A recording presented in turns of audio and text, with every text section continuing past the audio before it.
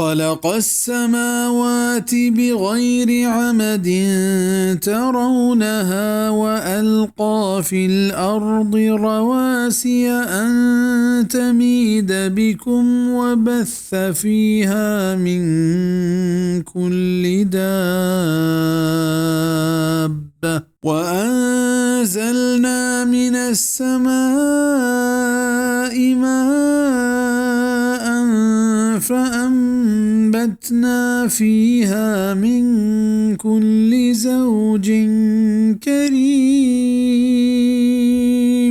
جوڑ کو تنت ہفتے آسمان بی ڈی کیا کہ توش گندگائے اویر کو تنت زمین سرا ای گنجے کوہ داں کے زمین شمارا مسورین تو مابارت و شنگ کت ایتا ہر چوڑیں سادار وما ایر رتک چا آزمانا آپ وڑما رودیں زمین نتا ہر چپیمیں ڈولداریں جفت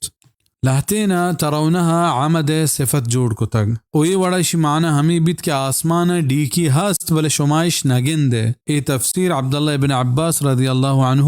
و دگے لہتینا کو تگ و چیز دیا ای صفت جوڑ نہ کو تگ وشی معنی ہمیں کو تگ کہ آسمان اللہ پاکا بی ڈی کیا جوڑ کو تگا ہنچو کیا وط شمع دیمائیں و شمائے گندگائے حافظ ابن کثیر ہمیں دومی حبر گچین کو تگ تفسیر ابن کثیر